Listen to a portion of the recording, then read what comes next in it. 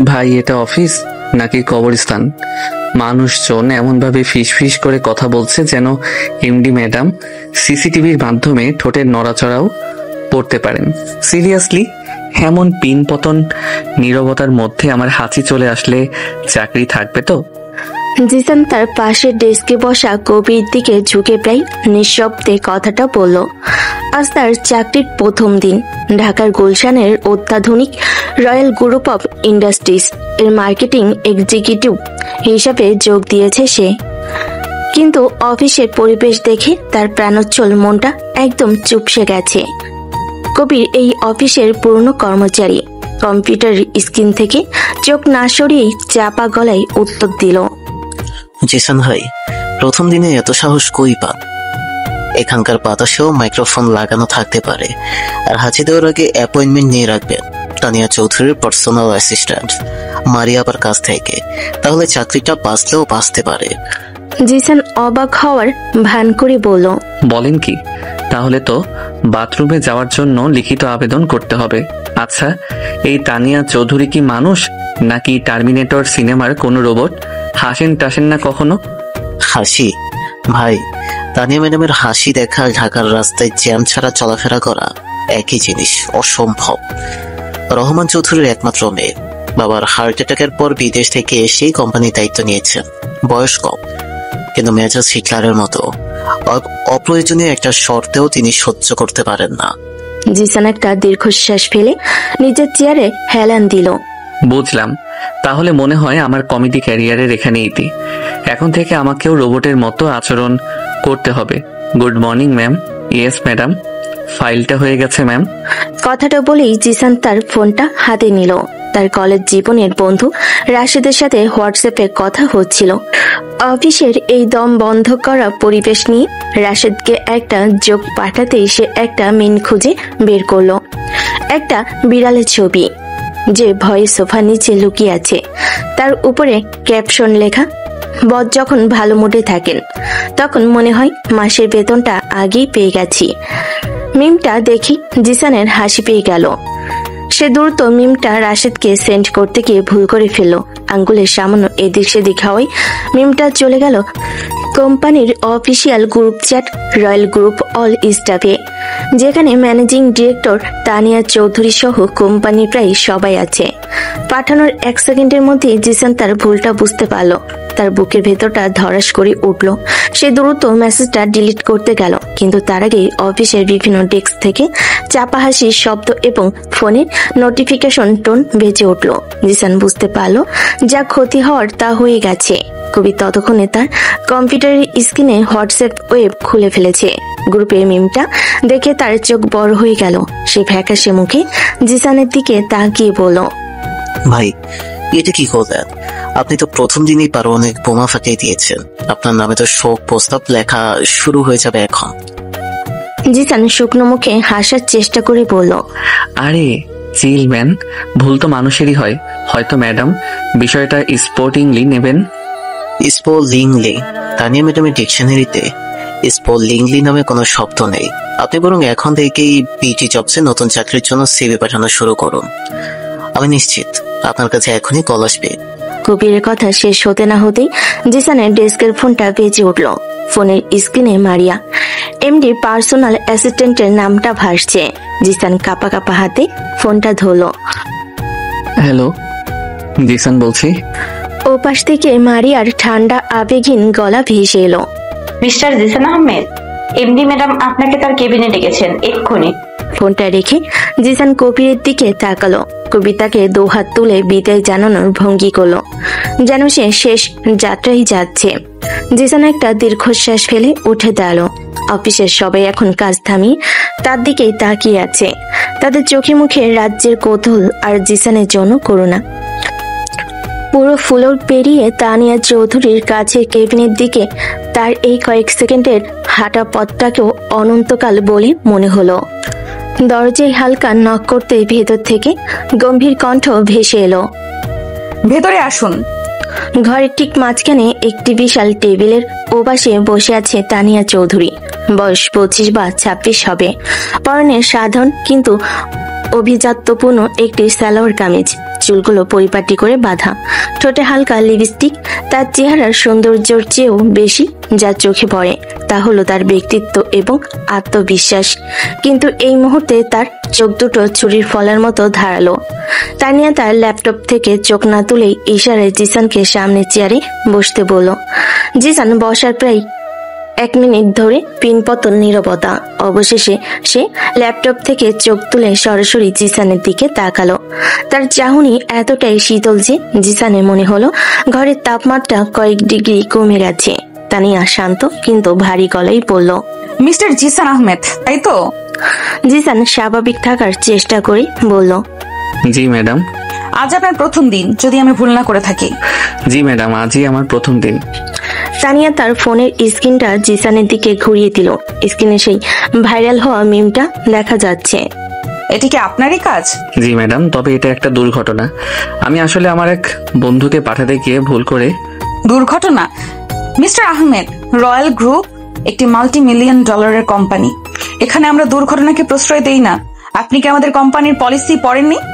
অফিসের অফিসিয়াল প্ল্যাটফর্মে এই ধরনের বিষয়বস্তু শেয়ার করা কঠোরভাবে নিষিদ্ধ। জিসান এবার একটু নড়েচড়ে বসলো, মনে মনে বলে, বুঝতে পেরেছি। এখানে সাধারণ ক্ষমা চেয়ে কোনো লাভ হবে না, খেলাটা অন্যভাবে খেলতে হবে। আমি মুখের হাসিটা বজায় রেখেই বললাম, আমি অবশ্যই কোম্পানির পলিসি পড়েছি ম্যাডাম, আর আমি সেটার প্রতি সম্পূর্ণ শ্রদ্ধাশীল। কিন্তু আমি যদি বলি এটা ঠিক দুর্ঘটনা ছিল না, বরং একটা উদ্দেশ্যমূলক পরীক্ষা ছিল। তানিয়া প্রথমবারের মতো কিছুটা অবাক হলো। তার ভুরু সামান্য কুঁচকে গেল। পরীক্ষা? কিসের পরীক্ষা? হিউমার সেন্সের পরীক্ষা ম্যাডাম। আমি মার্কেটিং এর লোক, আমার কাজ হলো মানুষের সাইকোলজি বোঝা। আমি যখন অফিসে ঢুকলাম তখন দেখলাম এখানকার পরিবেশটা একটু বেশি গম্ভীর। আমার মনে হলো এখানকার এমপ্লয়িরা হয়তো প্রচন্ড চাপের মধ্যে কাজ করেন। তাই আমি দেখতে চেয়েছিলাম তাদের মধ্যে হিউমাররা রসবোধ কতটা জীবন্ত। হিউমার বা রসবোধ কতটা জীবন্ত আছে। কারণ আমার বিশ্বাস যে টিমের হিউমার সেন্স ভালো তাদের কাজের মানও ভালো হয়, তারা যে কোনো চাপ সহজে মোকাবেলা করতে পারে। আর সত্যি বলতে ম্যাডাম, আমি খুবই আনন্দিত যে মাত্র 10 সেকেন্ডের মধ্যে প্রায় 70% কর্মচারী মিমটাতে রিয়্যাক্ট করেছেন। এটা প্রমাণ করে এই অফিসের কর্মীরা মানসিকভাবে বেশ সুস্থ এবং প্রাণবন্ত। জিসান এক নিঃশ্বাসে কথাগুলো বলে থামলো। তার মুখে এমন এক ভাব যেন সে সত্যি এক গভীর গবেষণা করে এই সিদ্ধান্তে পৌঁছেছে। তানিয়া কয়েক মুহূর্ত জিসানের দিকে তাকিয়ে রইল। তার চেহারায় বিস্ময় এবং বিরক্তি মেশানো এক অদ্ভুত অভিব্যক্তি। সে হয়তো তার জীবনে এমন উত্তর শোনেনি। জিসানের তাৎক্ষণিক বুদ্ধিমত্তা এবং পরিস্থিতি সামাল দেওয়ার ক্ষমতা তাকে অবাক করলো। সে তা প্রকাশ করলো না। সে আগের মতোই গম্ভীর মুখে বলল, মিস্টার আহমেদ, আপনার এই সোশ্যাল এক্সপেরিমেন্টের থিওরিটা বেশ আকর্ষণীয়, কিন্তু মার্কেটিং এর সৃজনশীলতা দেখানোর জন্য কোম্পানির বোর্ডরুম আছে, হোয়াটসঅ্যাপ গ্রুপ নয়। আপনার এই সেন্সটা যদি কাজের মধ্যে দেখাতে পারেন তাহলে আমি বেশি খুশি হব। অবশ্যই ম্যাডাম, আমি আপনাকে হতাশ করব না। তানিয়া চেয়ারে হেলান দিয়ে কলমটা হাতে নিয়ে কিছুক্ষণ ঘোরালো, তারপর বলল, ঠিক আছে, আপনি এখন যেতে পারেন। আর মনে রাখবেন, আমার কোম্পানিতে দ্বিতীয়বার পরীক্ষা করার সুযোগ হয়তো আপনি পাবেন না। ধন্যবাদ ম্যাডাম। জিসান কেবিন থেকে বেরিয়ে আসার পর তানিয়া চেয়ারে হেলান দিয়ে একাই হাসলো। হাসিটা ছিল খুবই ক্ষণস্থায়ী, কিন্তু জিসানের অপ্রত্যাশিত উত্তরটা তার বরফ শীতল মেজাজের সামান্য হলো নাড়া দিয়েছিল। জিসান মনে মনে বলে, যাক বাবা, আজকের মতো বেঁচে গেলাম, না হলে চাকরিটাও যেত হাত থেকে। সে নিজের ডেস্কে ফিরে আসতেই কবির প্রায় ঝাঁপিয়ে পড়ল। কি হলো ভাই, পদত্যাগপত্রে সই করিয়েছেন নাকি সরাসরি বরখাস্ত? জিসান চেয়ারে বসে একটা ভাব নিয়ে বলল, আরে না ম্যাডাম, আমার আইডিয়ায় খুব ইমপ্রেসড হয়েছেন। তিনি আমাকে পুরো কোম্পানির এমপ্লয়ীদের মেন্টাল হেলথ এবং হিউমার লেভেল নিয়ে একটা রিপোর্ট তৈরি করতে বলেছেন। বলেন কি, সত্যি? আরে ধুর, মজা করছিলাম। চাকরিটা এই যাত্রায় বেঁচে গেছে। তবে ম্যাডাম এমন ভাবে তাকালেন যেন আমি তার পার্সোনাল কফিতে লবণ মিশিয়ে দিয়েছি। যাই হোক, প্রথম দিনের পরিচয় পর্বটা বেশ জমজমাট হলো, তাই না? ভাই, আপনার সাহস আছে বটে, তো সাবধানে থাকবেন। আপনি বাঘের খাঁচায় ঢুকে পড়েছেন। এখানে টিকে থাকতে হলে শুধু বুদ্ধি দিয়ে হবে না, ভাগ্যেরও জোর থাকতে হবে। জিসান মুচকি হেসে কম্পিউটার স্ক্রিনের দিকে তাকালো। সে মনে মনে বলল, খেলাটা তো মাত্র শুরু হলো বন্ধু। দাবা খেলায় প্রথম চালটা একটু অন্যরকমই দিতে হয়। জিসানের প্রথম দিনটা এভাবে কেটে গেল। দ্বিতীয় দিন সকাল 11টায় কনফারেন্স রুমের পিনপতন নিরাপত্তার মধ্যে মার্কেটিং হেড আসলাম সাহেব তার নিরাপদ এবং গতানুগতিক আইডিয়াটা উপস্থাপন করলেন। আমার মনে হয় আমাদের সিট বেবি লোকেশনের জন্য একটা ইমোশনাল ক্যাপ্টেন করা উচিত। বিজ্ঞাপনে একজন মা তার সন্তানের যত্ন নিচ্ছেন, এমন দৃশ্য থাকবে। এটা মানুষের মনে অবস্থা তৈরি করবে। বোর্ডরুমে উপস্থিত সবাই মাথা নেড়ে সায় দিল, যেন এর চেয়ে ভালো কিছু আর হতেই পারে না। তানিয়া যে মিটিং এর শুরু থেকে চুপচাপ সবার কথা শুনছিল, সে জিসানের দিকে তাকালো। মিস্টার জিসান, আপনার প্রথম দিন তো বেশ পরীক্ষা নিরীক্ষা করে কাটালেন। আজ আপনার কাছ থেকে কাজের কিছু আইডিয়া শোনার অপেক্ষায় আছি। এই প্রজেক্ট নিয়ে আপনার কোনো ভিন্ন চিন্তা আছে? তানিয়ার কণ্ঠের মধ্যে হালকা ব্যঙ্গের সুরটা জিসানের কান এড়ালো না। সে বুঝতে পারল গতকালে সেই মিম কাণ্ডের রেশ এখনো রয়ে গেছে। অফিসের সবাই জিসানের দিকে তাকালো, তাদের চোখে মুখে কৌতূহল। নতুন ছেলেটা এখন কি বলে সেটাই দেখার বিষয়। জিসান উঠে দাঁড়িয়ে মৃদু হাসলো। ধন্যবাদ ম্যাডাম। আসলাম স্যারের আইডিয়াটা অবশ্যই চমৎকার এবং নিরাপদ, কিন্তু আমার মনে হয় আজকালকার বাবা মায়েরা শুধু ইমোশন দিয়ে প্রোডাক্ট কেনেন না, তারা যুক্তি এবং মজাও খোঁজেন। আসলাম সাহেব কিছুটা বিরক্ত হয়ে বলেন, মজা? বেবি পারফেক্টের মার্কেটিং এ মজার কি আছে? এটা একটা সিরিয়াসলি বিষয়। ঠিক এখানেই আমাদের সুযোগ স্যার। আমরা একটা ক্যাম্পেইন করতে পারি যার নাম হবে সুপার ড্যাড। বিজ্ঞাপনে আমরা দেখাবো একজন বাবা আনাড়ির মতো তার বাচ্চাকে সামলাচ্ছেন। কখনো তিনি বাচ্চার ডাইপার পরতে গিয়ে হিমশিম খাচ্ছেন, কখনো লোশন লাগাতে গিয়ে সারা ঘরে হুলুস্থুল কাণ্ড বাঁধিয়ে দিচ্ছেন। আর এই পুরো সময়ে আমাদের সেফ শিল্ড লোশনটা তার পার্টনার ইন ক্রাইম হিসেবে কাজ করছে। বিজ্ঞাপনের শেষে ট্যাগলাইন থাকবে, সেফ শিল্ড, বাবারও পারে সেরা যত্ন নিতে। জিসানের আইডিয়াটা শুনে রুমের মধ্যে একটা গুঞ্জন শুরু হলো। কয়েকজন তরুণ এক্সিকিউটিভের চোখে মুখে স্পষ্ট প্রশংসার ছাপ, কিন্তু সিনিয়ররা বিষয়টাকে ঠিক ভালোভাবে নিলেন না। তানিয়া কোনো প্রতিক্রিয়া না দেখিয়ে চুপ করে রইল। তার মুখ দেখে কিছুই বোঝার উপায় নেই। সে কিছুক্ষণ ভাবলো, তারপর বলল, দুটো আইডিয়াই আমার শোনা হলো, একটা নিরাপদ, অন্যটা ঝুঁকিপূর্ণ। আমি কোনো সিদ্ধান্তে যাওয়ার আগে দুটো আইডিয়ার উপরেই বিস্তারিত প্রেজেন্টেশন দেখতে চাই। আগামীকাল সকালে বোর্ড অফ ডিরেক্টরদের সামনে আপনারা দুইজনই নিজেদের প্রেজেন্টেশন দেবেন।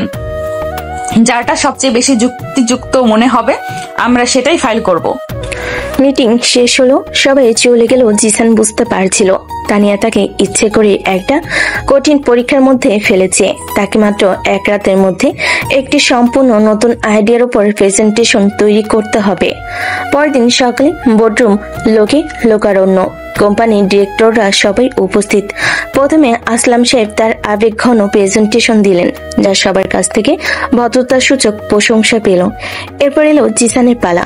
সে তার পেন ড্রাইভটা ল্যাপটপে কানেক্ট করার জন্য এগিয়ে গেল। শুভ সকাল সবাইকে। আমার ক্যাম্পেইনের নাম সুপার ড্যাড।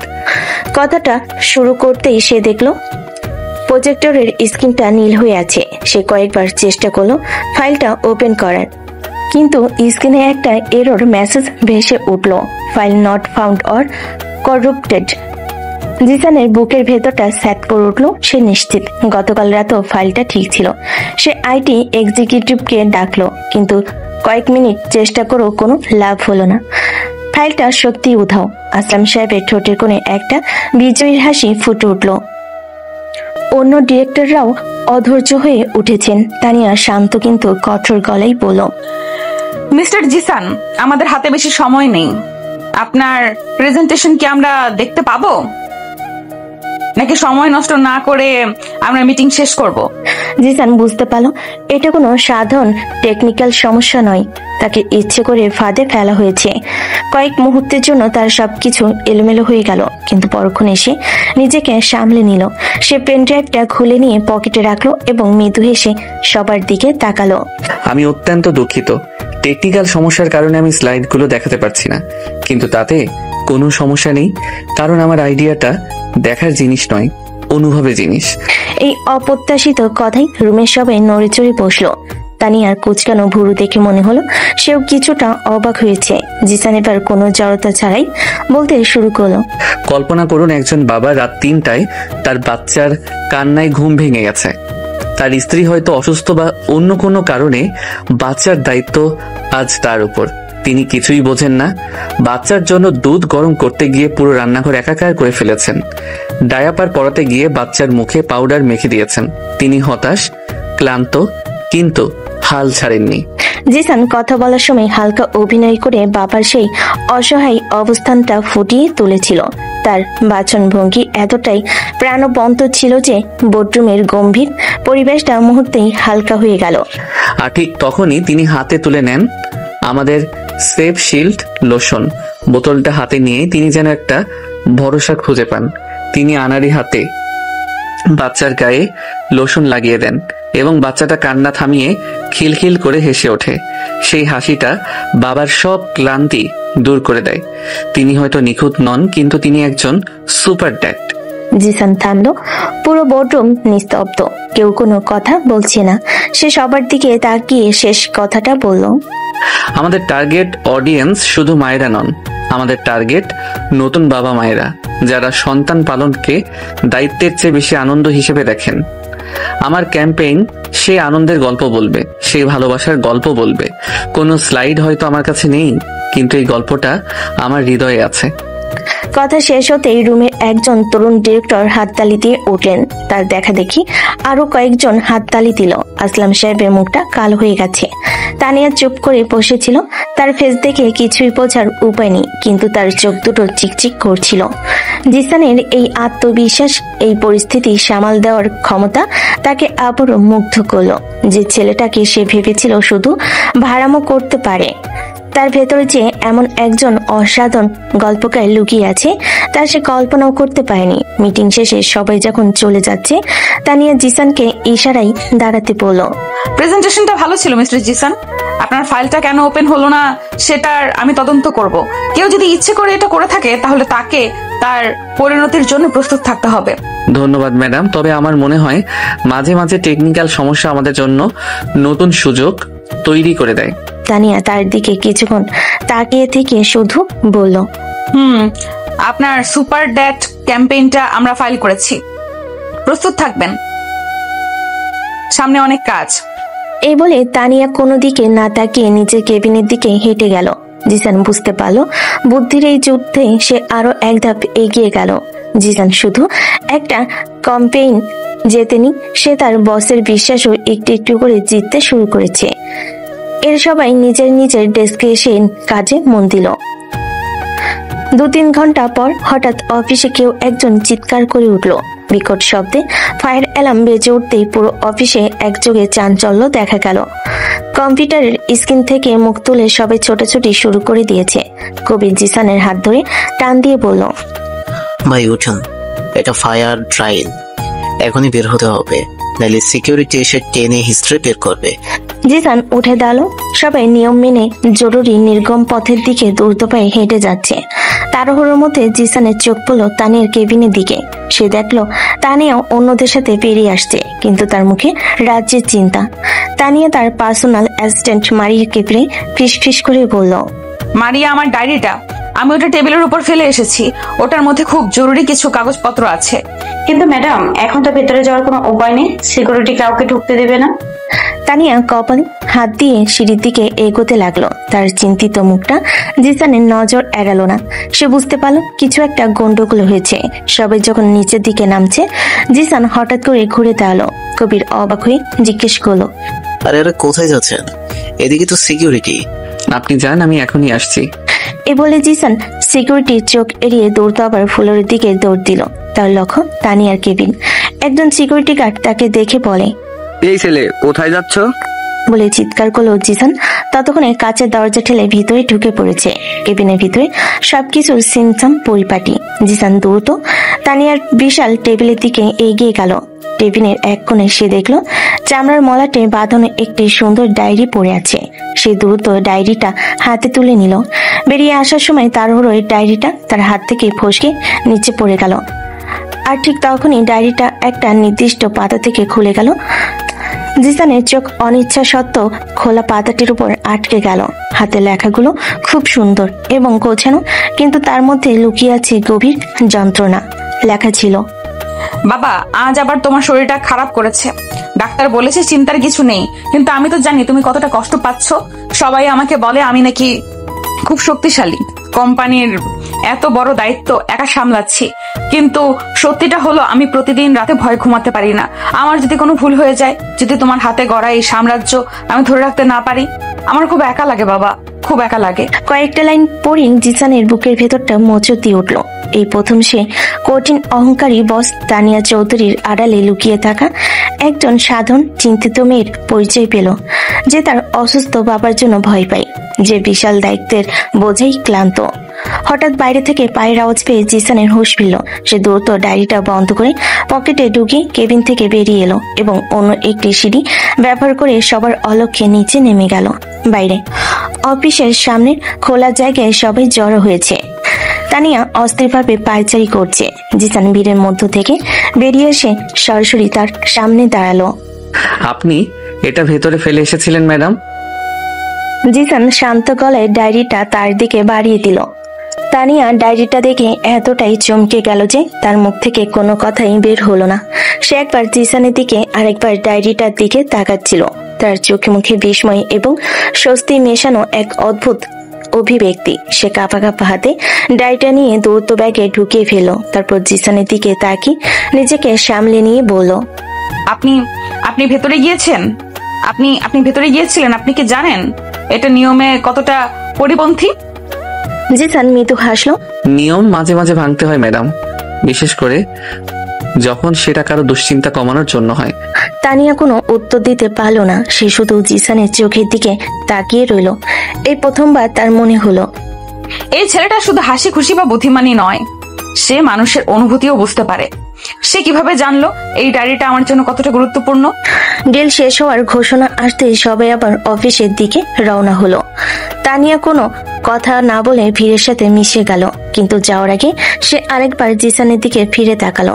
সেই চাহনিতে কোনো রাগ ছিল না, ছিল এক অব্যক্ত কৃতজ্ঞতা। জিসান ভিড়ের মধ্যে দাঁড়িয়ে তানিয়া চলে যাওয়া দেখছিল। তার মনে এখন আর তানিয়ার প্রতি কোনো বিরক্তি বা ভয় নেই, বরং এক ধরনের মায়া কাজ করছে। সে বুঝতে পারল বরফের আড়ালে যে আগুন লুকিয়ে থাকে তা হয়তো সবসময় ধ্বংসের জন্য নয়, নিজেকে বাঁচিয়ে রাখার জন্য জ্বলতে পারে। পরদিন সকালে জিসান বেশ ফুরফুরে মেজাজে অফিসে ঢুকলো। নিজের কিউবিকেলে এসে ব্যাগটা রাখতেই তার চোখ আটকে গেল ডেস্কের উপর দেওয়া ওঠা দামি ব্র্যান্ডের একটি পেপার কাপ, আর তার নিচে চাপা দেওয়া একটা ছোট্ট ভাঁজ করা নোট। জিসান ভুরু কুচকে কাপটা হাতে নিল। কফির গন্ধটা নাকে আসতেই মনটা ভালো হয়ে গেল। সে নোটটা খুলে ধরল। সুন্দর মুক্তোর মতো হস্তাক্ষরে লেখা মাত্র 2টো লাইন। ধন্যবাদ, তবে পরের বার ফায়ার অ্যালার্ম বাজলে হিরো সাজার চেষ্টা করবেন না। কোম্পানির সম্পত্তি নাশের জরিমানা আপনার বেতন থেকে কাটা হবে। নোটটা পড়ে জিসানের ঠোঁটের কোণে হাসি ফুটে উঠল।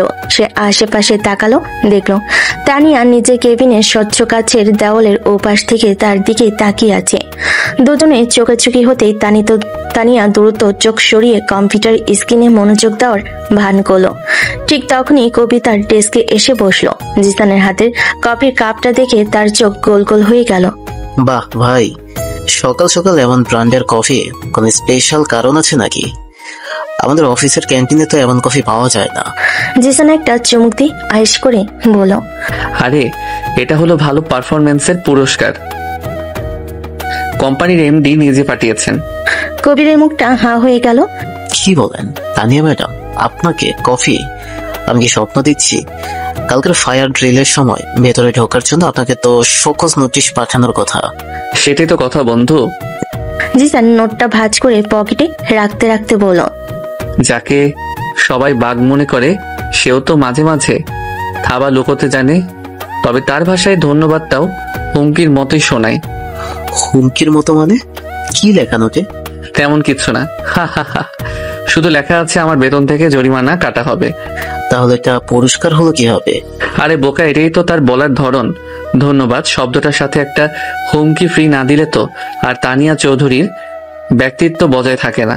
কফির স্বাদটা কিন্তু দারুণ, মনে হচ্ছে উনি আমার পছন্দের ফ্লেভারটাও জানেন। কথাটা বলেই জিসান আবার তানিয়ার কেবিনের দিকে তাকালো। সে দেখলো তানিয়া এখনো কাজের ফাঁকে আর চোখে তাকেই দেখছে। জিসান দুষ্টামি করে কফি কাপটা উঁচিয়ে তাকে একটা স্যালুট জানালো।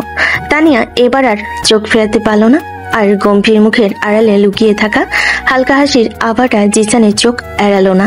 সে দ্রুত নিজেকে সামলে নিয়ে ইন্টারকমে তার অ্যাসিস্ট্যান্টকে ডেকে কিছু একটা নির্দেশ দিল, যেন সে খুব ব্যস্ত। কবির পুরো ব্যাপারটা কিছুই না বুঝে বলল, ভাই, আমার মাথায় তো কিছুই ঢুকতেছে না। এখানে হচ্ছেটা কি? আপনি কি ম্যাডামের ওপর চাদর টাদর করছেন নাকি? জিসান কফির কাপে শেষ চুমুকটা দিয়ে সেটা ডাস্টবিনে ফেলে দিল। জাদু নয় বন্ধু, এটাকে বলে কানেকশন। দাবা খেলায় যেমন প্রতিপক্ষের চাল বুঝতে হয়, এখানেও ঠিক তাই। আমাদের ম্যাডাম হয়তো খুব কঠিন চাল দেন, কিন্তু তারও কিছু দুর্বল জায়গা আছে। জিসান তার চেয়ারে বসে কম্পিউটারটা অন করতে করতে বলল, যাই হোক, অনেক হয়েছে, এখন কাজে মন দেই। সুপার ড্যাড ক্যাম্পেইনের অনেক কাজ বাকি। ম্যাডামকে ধন্যবাদ জানানোর সবচেয়ে ভালো উপায় হলো কাজটা সময় মতো শেষ করা। কবির মাথা নাড়তে নাড়তে নিজের ডেস্কে ফিরে এলো। সে বিড়বিড় করে বলল, আল্লাহই জানে এই ছেলের মাথায় কি করে। চাকরিটা থাকবে নাকি প্রথম মাসেই বিদায় হবে কিছুই বুঝতে পারছি না। জিসান কাজে মনোযোগ দিল, কিন্তু তার মনটা পড়ে রইল সেই ছোট্ট নোট আর কফির কাপটার দিকে। সে বুঝতে পারছিল তাদের বরফ শীতল সম্পর্কের মধ্যে খুব ছোট্ট একটা উষ্ণতার ফাটল ধরেছে। এই ফাটল দিয়েই হয়তো একদিন সূর্যের আলো প্রবেশ করবে। অহংকারী বসের সাথে তার এই বুদ্ধির যুদ্ধটা ধীরে ধীরে এক অন্যরকম দিকে মন নিচ্ছে, যা সে নিজেও হয়তো কল্পনা করতে পারেনি। 3 দিন পর, আনবিলিভেবল, মিস্টার হ্যারিসন আমাদের চতুর্থ প্রেজেন্টেশনটাও রিজেক্ট করে দিলেন। তার নাকি কোনো আইডিয়াই অরিজিনাল মনে হচ্ছে না। এই লোকটা ঠিক কি চায়, কেউ আমাকে একটু বুঝিয়ে বলবে? তানিয়া রাগে তার কেবিনের ভিতর পায়চারি করছিল আর এই কথাগুলো বলছিল। তার কপালে চিন্তার ভাঁজ স্পষ্ট। গ্লোবাল টেক্সটাইলস এর সিইও মিস্টার ডেভিড হ্যারিসন গত 2 দিন ধরে তাদের পুরো মার্কেটিং টিমকে নাজেহাল করে ছেড়েছেন। মার্কেটিং হেড আসলাম সাহেব হতাশ গলায় বলেন, এটা একটা সিরিয়াস বিষয় ম্যাডাম। আমরা তো আমাদের সেরা আইডিগুলো দেখছি। আমার মনে হয় এই ক্লায়েন্টকে সন্তুষ্ট করা প্রায় অসম্ভব। লোকটা খুবই খিটখিটে। তানিয়া ফাইলটা ছুঁড়ে ফেলে বলল, ইম্পসিবল বলে কোনো শব্দ আমার ডিকশনারিতে নেই। আসলাম সাহেব, এই ডিলটা আমাদের কোম্পানির জন্য কতটা জরুরি আপনি জানেন? মিস্টার হ্যারিসনকে আমাদের রাজি করাতেই হবে। প্রয়োজনে সারা রাত জেগে নতুন আইডিয়া তৈরি করুন। গো! সবাই বিমর্ষ মুখে কেবিন থেকে বেরিয়ে গেল। শুধু জিসান দরজার কাছে দাঁড়িয়ে ইতস্তত করছিল। তানিয়া তার দিকে তাকিয়ে কঠিন গলায় বলল, আপনার কিছু বলার আছে মিস্টার জিসান? নাকি আপনার কাছেও কোনো সুপার ড্যাড টাইপের আইডিয়া আছে যা শুনে মিস্টার হ্যারিসন আমাদের কোম্পানি থেকেই বের করে দেবেন? তার কথায় স্পষ্ট ব্যঙ্গের সুর। জিসান ভেতরে ঢুকে শান্তভাবে বলল, আইডিয়া মাথার ভেতর থেকে সবসময় আসে না ম্যাডাম, মাঝে মাঝে প্রতিপক্ষের মন থেকেও আইডিয়া বের করতে হয়। আমরা কি মিস্টার হ্যারিসন সম্পর্কে একটু জানার চেষ্টা করেছি? তিনি মানুষটা কেমন, তার পছন্দ অপছন্দ কি? আমার তো সময় নেই। তিনি আমাদের ক্লায়েন্ট, আমার গবেষণার বিষয় নন। আপনার কাছে কোনো কাজের কথা থাকলে বলুন, না হলে কাজে যান। আমার 10 মিনিট সময় লাগবে ম্যাডাম। জিসান তার ফোনটা বের করে আবার বলল, আমি গত 1 ঘন্টা ধরে মিস্টার হ্যারিসনের সোশ্যাল মিডিয়া প্রোফাইল আর বিভিন্ন ইন্টারভিউ ঘাটছিলাম। একটা খুব ইন্টারেস্টিং জিনিস খুঁজে পেয়েছি। কি পেয়েছেন? মিস্টার ডেভিড হ্যারিসন একজন প্রফেশনাল লেভেলের চেস প্লেয়ার। তিনি তার কলেজের চেস চ্যাম্পিয়ন ছিলেন এবং এখনো বিভিন্ন আন্তর্জাতিক টুর্নামেন্টে অংশ নেন। দাবার প্রতি তার আবেগটা মারাত্মক। এই তথ্যটা শুনি তানিয়ার ভাবলেশীন মুখে প্রথমবারের মতো কৌতূহলের ছাপ দেখা গেল। সে সোজা হয়ে বসলো। চেস, তাতে আমাদের কি লাভ? অনেক লাভ ম্যাডাম। দাবা হলো বুদ্ধির খেলা, স্ট্র্যাটেজির খেলা। মিস্টার হ্যারিসন এমন একজন মানুষ যিনি সরাসরি শক্তির চেয়ে কৌশলকে বেশি সম্মান করেন। আমরা যদি তাকে আমাদের বুদ্ধিমত্তা দিয়ে ইমপ্রেস করতে পারি তাহলে ডিলটা জেতা অনেক সহজ হয়ে যাবে। আমার মাথায় একটা প্ল্যান আছে। যে ভাব সেই কাজ। পরের দিন সকালে বোর্ডরুমের চিত্রটা একদম ভিন্ন। মিটিং এর মূল টেবিলের বদলে একপাশে একটি ছোট্ট কাচের টেবিলে সুন্দর করে একটি কাঠের দাবার বোর্ড সাজানো। মিস্টার হ্যারিসন রুমে ঢুকেই অবাক হলেন। তার খিটখিটে দৃষ্টি মুহূর্তেই কোমল হয়ে এলো। তিনি প্রায় বিড়বিড় করেই বললেন, কোচ, আমি তো ভেবেছিলাম এটা একটা বিজনেস মিটিং। তানিয়া এগিয়ে এসে মিষ্টি হেসে বলল, বিজনেসেও তো এক ধরনের দাবার মতোই মিস্টার হ্যারিসন, সঠিক সময়ে সঠিক চাল দিতে হয়। আমরা ভেবেছিলাম আলোচনার আগে পরিবেশটা একটু হালকা করা যাক। আপনি খেলতে ভালোবাসেন, তাই না? মিস্টার হ্যারিসনের মুখে জেনুইন হাসি ফুটে উঠল। ভালোবাসি বললে কম হবে বলা, এটা আমার প্যাশন। কিন্তু আপনাদের মধ্যে আমার সাথে খেলার মতো কেউ আছে কি? ঠিক তখনই জিসান এক কাপ কফি হাতে নিয়ে এগিয়ে এলো। আমি চেষ্টা করে দেখতে পারি স্যার, যদিও আপনার মতো একজন গ্র্যান্ড মাস্টারের সামনে আমার খেলাটা শিশুই মনে হবে। মিস্টার হ্যারিসন জিসানের আত্মবিশ্বাসী ভঙ্গি দেখে বেশ মজা পেলেন। বেশ, তাহলে হয়ে যাক একটা দান। কিন্তু বলে রাখছি, আমি খেলার মাঠে কোনো রকম ছাড় দেই না। খেলা শুরু হলো। তানিয়া এবং বাকিরা কিছুটা দূরে দাঁড়িয়ে নিঃশব্দে দেখতে লাগলো। জিসান খুব ঠান্ডা মাথায় চাল দিচ্ছিল। সে জানতো সে কোনোভাবেই হ্যারিসনের সাথে জিততে পারবে না। তার উদ্দেশ্য জেতা নয়, তার উদ্দেশ্য হলো সম্মান আদায় করা। প্রায় 15 মিনিট খেলার পর এমন একটা পরিস্থিতি তৈরি হলো যেখানে জিসানের হার প্রায় নিশ্চিত। জিসান তার শেষ চালটা দেওয়ার আগে কিছুক্ষণ ভাবলো, তারপর রাজার গুটিটা আলতো করে শুইয়ে দিয়ে হেসে বলল, চেকমেট। আমি হার স্বীকার করছি স্যার। হা হা হা, আমি তো আগেই বলেছিলাম আমি কোনো ছাড় দেই না। তবে মানতে হবে, তুমি বেশ ভালো খেলেছো ইয়াং ম্যান। জিসান উঠে দাঁড়িয়ে বলল, ধন্যবাদ স্যার। আসলে আপনার মতো একজন অভিজ্ঞ খেলোয়াড়ের কাছে হেরেও জেতার আনন্দ আছে, কারণ আপনার প্রতিটি চাল, আপনার স্ট্র্যাটেজি সবকিছুই আমাদের বিজনেসের মতোই নিখুঁত এবং সুচিন্তিত। আপনার সাথে খেলে অনেক কিছু শিখলাম। এই একটি কথাই যেন জাদুর মতো কাজ হলো। মিস্টার হ্যারিসনের মুখটা উজ্জ্বল হয়ে উঠল। নিজের পছন্দের খেলার সাথে বিজনেসের এমন বুদ্ধিদীপ্ত তুলনা এর আগে কেউ করেননি। তিনি মুগ্ধ দৃষ্টিতে জিসানের দিকে তাকিয়ে রইলেন। তুমি ছেলেটা তো বেশ বুদ্ধিমান মিস তানিয়া। আপনার টিমে এমন স্মার্ট লোক থাকলে তো আপনাদের উন্নতি কেউ আটকাতে পারবে না। চলুন আপনাদের প্রেজেন্টেশনটা এবার দেখা যাক। আমার মনে হচ্ছে আজ হয়তো আমি হতাশ হব না। এরপরে মিটিংটা ছিল শুধুই আনুষ্ঠানিকতা। মিস্টার হ্যারিসন প্রায় কোনো প্রশ্ন না করে তাদের প্রস্তাবে রাজি হয়ে গেলেন এবং চুক্তিটা ফাইনাল করলেন।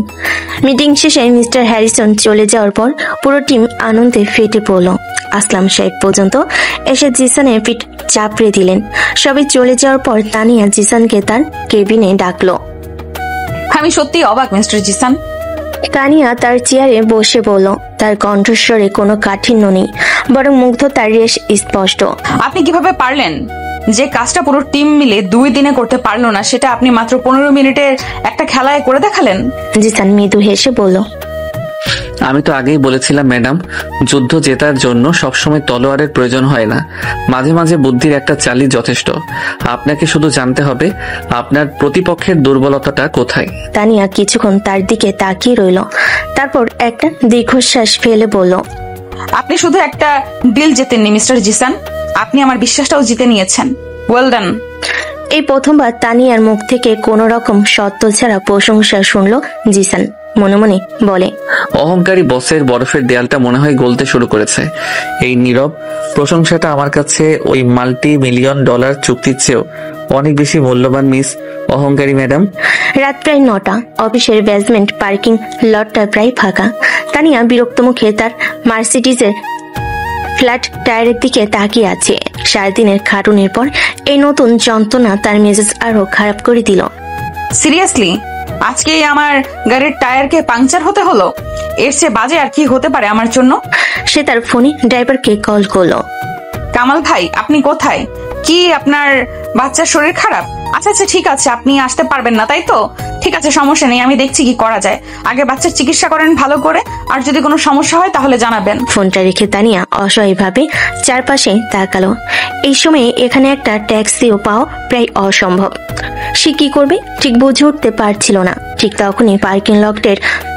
তখনই পার্কিং লটের অন্য প্রান্ত থেকে একটা বাইক স্টার্ট হওয়ার শব্দ হলো।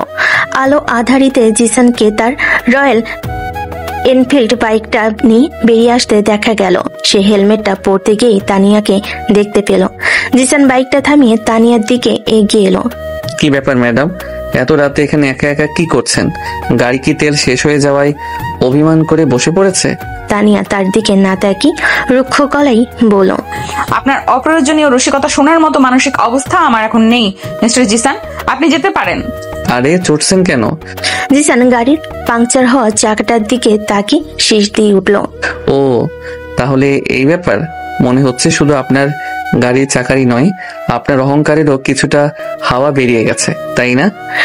এই কথাটা শোনার পর তানিয়া ধৈর্যের বাঁধ ভেঙে গেল। সে ঘুরে দাঁড়িয়ে জিসানের চোখের দিকে তাকিয়ে রাগী গলায় বলল, একদম ফাজলামো করবেন না। আপনার যদি সাহায্য করার ইচ্ছে না থাকে তাহলে এখান থেকে যান। আমার একার সমস্যা আমাকে সমাধান করতে দিন। জিসান তার এই রাগী রূপটা দেখেও একটুও তমল না, বরং তার ঠোঁটের কোণের হাসিটা আরো চওড়া হলো। রাগলে কিন্তু আপনাকে বেশ সুন্দর লাগে ম্যাডাম, কিন্তু দুঃখের বিষয় হলো আপনার এই সুন্দর রাগী মুখটা আরো কিছুক্ষণ দেখতে হবে, কারণ এই চাকা বদলানো ছাড়া আপনার আর কোনো উপায় নেই। আর সৌভাগ্যক্রমে এই কাজটা আমি মোটামুটি ভালোই পারি। এই বলে জিসান কোনো উত্তরের অপেক্ষা না করেই তার বাইকের টুল বক্স থেকে প্রয়োজনীয় যন্ত্রপাতি বের করে আনলো। তানিয়া অবাক হয়ে বলল, আপনাকে কিছু করতে হবে না, আমি মেকানিককে ফোন করছি। এই সময়ে গুলশানের এই এলাকায় আপনি কোনো মেকানিককে খুঁজে বের করার আগেই সকালে মোড়ক ডাক দিয়ে দিবে ম্যাডাম। জিসান গাড়ির জ্যাকটা ঠিক জায়গায় লাগাতে লাগাতে বলল, তার চেয়ে বরং চুপচাপ 10টা মিনিট অপেক্ষা করুন। আশা করি আপনার দামি মার্সিডিজ গাড়িটাকে আমি পুরোপুরি নষ্ট করে ফেলবো না। তানিয়া আর কিছু বলতে পারলো না। সে চুপ করে একটু দূরে সরে গিয়ে দেওয়ালে হেলান দিয়ে দাঁড়ালো। সে অবাক হয়ে দেখছিল যে ছেলেটা অফিসে সারাক্ষণ হাসি খুশি আর মজা করে বেড়ায়, সে কত মনোযোগ দিয়ে কাজটা করছে। ফরমাল শার্টের হাতা গুটিয়ে হাতে কালি মেখে সে নিপুণভাবে চাকাটা বদলাতে শুরু করলো। কয়েক মিনিটের মধ্যে জিসান স্টেপনি টায়ারটা লাগিয়ে ফেললো। কাজ শেষে এসে ঘেমিনি একাকার। তার ফর্সা শার্ট আর হাতে মুখে গিজ আর কালি লেগে আছে। সে উঠে দাঁড়িয়ে হাতের কালি শার্টে মুছতে মুছতে বলল, কাজ শেষ ম্যাডাম, আপাতত এটা দিয়ে বাড়ি চলে যেতে পারবেন। কাল সকালে মেকানিককে দেখিয়ে নেবেন। তানিয়া তার দিকে এগিয়ে এলো। জিসানের এই কালিমাখা পরিশ্রমী রূপটা তার ভেতরটাকে কেমন যেন নাড়িয়ে দিল। তার মুখে লেগে থাকা কালির দাগটার দিকে তাকিয়ে নিজের অজান্তে সে তার ভ্যানিটি ব্যাগ থেকে একটা ধবধবে সাদা রুমাল বের করলো। এটা ধরুন। সে রুমালটা জিসানের দিকে বাড়িয়ে দিল। জিসান তার হাতের দিকে তাকিয়ে বলল, আরে না না, আপনার এত সুন্দর রুমালটা আমি নষ্ট করতে চাই না। আমি ওয়াশরুমে গিয়ে হাত মুখ ধুয়ে নিব। আমি কিছু শুনতে চাই না, আপনার মুখের অবস্থা দেখুন, মনে হচ্ছে কয়লার খনি থেকে উঠে এসেছেন। এ বলে সে নিজেই এক পা এগিয়ে গেল। তারপর কিছু না ভেবেই নিজের অজান্তে রুমালটা দিয়ে আলতো করে জিসানের গালের কালিটা মুছে দিতে লাগলো। মুহূর্তের জন্য সমীরটা যেন থমকে গেল। জিসান স্থির হয়ে দাঁড়িয়ে রইল, তার নিঃশ্বাস প্রায় বন্ধ হয়ে যাওয়ার উপক্রম। তানিয়ার আঙ্গুলে নরম ছোঁয়া, তার পারফিউমের মিষ্টি গন্ধ, সবকিছু মিলে জিসানের ভেতরটা তোলপাড় করে দিচ্ছিল। তানিয়া নিজেও যেন ঘোরের মধ্যে ছিল। সে কেন এটা করছে তা সে নিজেও জানে না। তার শুধু মনে হচ্ছিল এই পরিশ্রমী মুখটা এত অপরিষ্কার থাকতে পারে না। কালিটা মুছে দেওয়ার পর সে যখন জিসানের চোখের দিকে তাকালো, তখন তার হুঁশ ফিরল। দুজনেই একে অপরের চোখের দিকে তাকিয়ে আছে। পার্কিং লটের নিস্তব্ধতায় শুধু তাদের দুজনের হৃদস্পন্দনের শব্দ শোনা যাচ্ছে। এক অচেনা অনুভূতিতে দুজনের শরীরেই যেন বিদ্যুৎ খেলে গেল। তানিয়া দ্রুত নিজেকে সামলে নিয়ে দুপা পিছিয়ে গেল। তার গাল দুটো লজ্জে লাল হয়ে গেছে। সে অন্যদিকে তাকিয়ে কাপা কাপা গলায় বলল, সরি, আমি আসলে। জিসানও সহজ হওয়ার চেষ্টা করে একটা ঢোক গিলে বলল, ইটস ওকে ম্যাডাম, আর ধন্যবাদ চাকাটা বদলানোর জন্য নয়, আপনার এই সাহায্যের জন্য। পার্কিং লটে আবার এক অস্বস্তিকর নীরবতা নেমে এলো। তানিয়া তার গাড়ি দরজার দিকে এগিয়ে গিয়ে বলল, আজকের জন্য অনেক ধন্যবাদ, আমি আপনার কাছে ঋণী রইলাম। দয়া করে ঋণী শব্দটি ব্যবহার করবেন না ম্যাডাম। মাঝে মাঝে কিছু কাজ হিসাবের খাতার বাইরেও করতে হয়। ভালো থাকবেন। এই বলে জিসান হেলমেট পরে তার বাইকে স্টার্ট দিয়ে বেরিয়ে গেল। তানিয়া তার গাড়িতে বসে রইল, তার হাতে তখনও ধরা সেই কালিমাখা রুমালটা। সে রুমালটার দিকে তাকিয়ে রইল। তার হৃৎপিণ্ড তখনও অস্বাভাবিক দ্রুত গতিতে চলছে। সে বুঝতে পারছিল না তার সাথে ঠিক কি হলো, কিন্তু একটা বিষয় সে নিশ্চিত ছিল, আজকের এই রাতের ঘটনাটা সে সহজে ভুলতে পারবে না। অহংকারী বসের খোলসের ভেতর থেকে একজন নারী মন যেন উকি দিয়ে গেল, যার কারণ সে নিজেও জানে না। আরো দুদিন পর ম্যাডাম, সুপার ড্যাড ক্যাম্পেইনের ফাইনাল বাজেটটা অ্যাপ্রুভালের জন্য আপনার সাইন লাগবে। আর মিস্টার হ্যারিসনের সাথে চুক্তির কাগজপত্র রেডি। আপনি একবার চোখ বুলিয়ে নিলেই। সন্ধ্যা 7টা। জিসান তানিয়ার কেবিনে দাঁড়িয়ে নিজের কাজের আপডেট দিচ্ছিল। তানিয়া মনোযোগ দিয়ে ফাইলগুলো দেখছিল। পুরো অফিসে তখন কেমন একটা শান্ত ঘরোয়া পরিবেশ।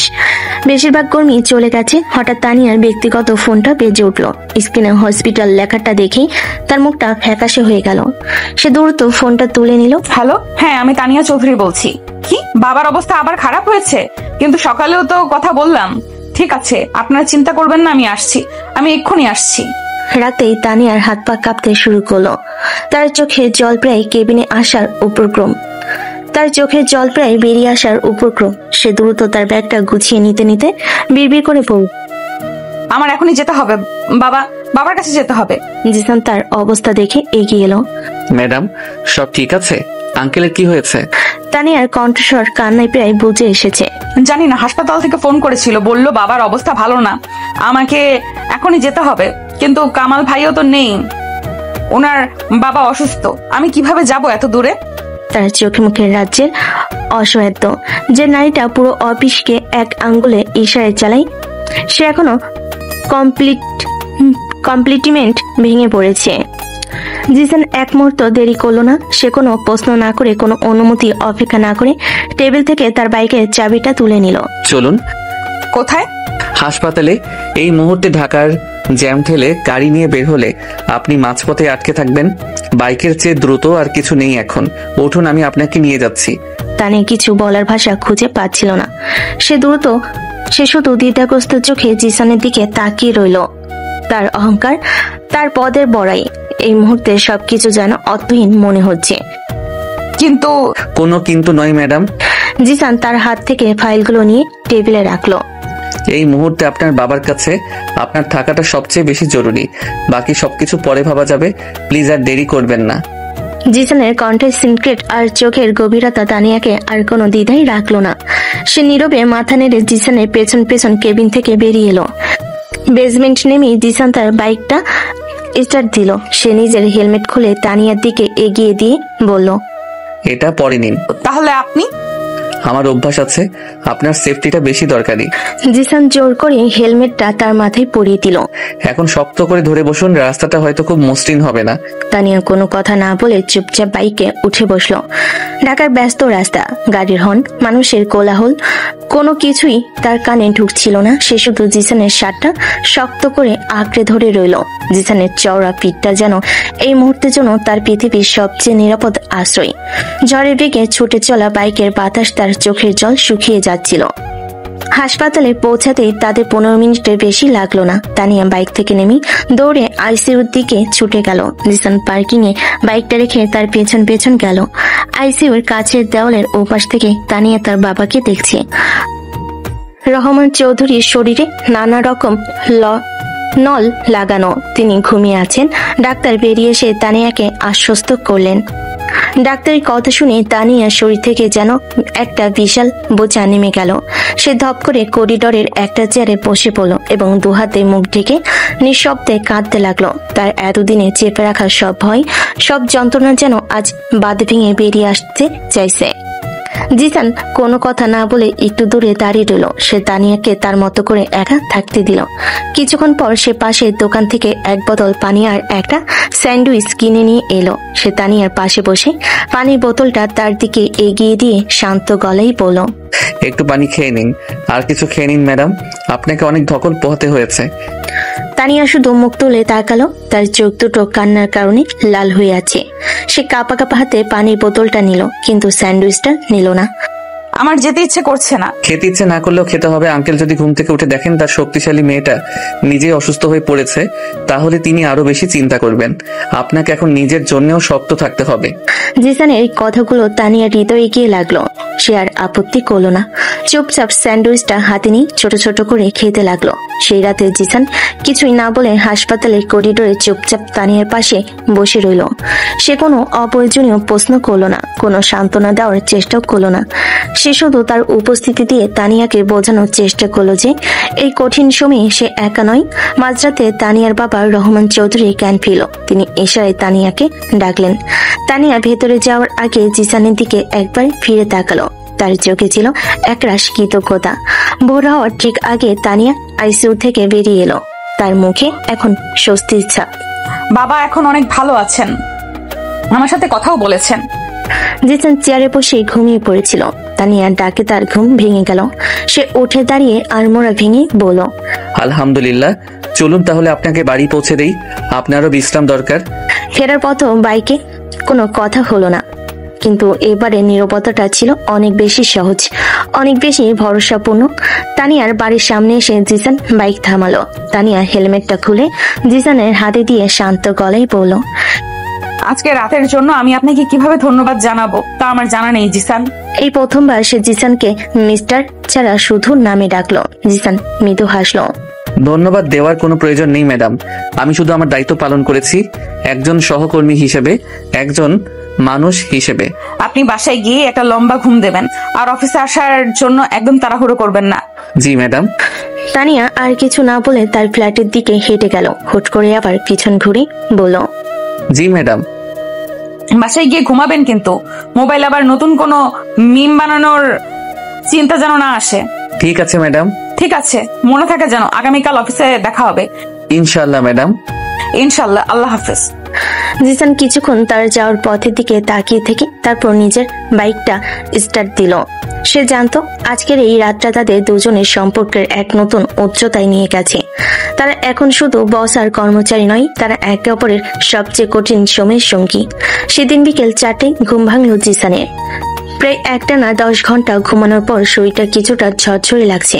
সে বিছানা থেকে উঠে ফ্রেশ হয়ে দেখলো তার ফোন ভর্তি মিসড কল আর মেসেজ। বেশিরভাগই অফিসের কবিরের একটা মেসেজ লেখা।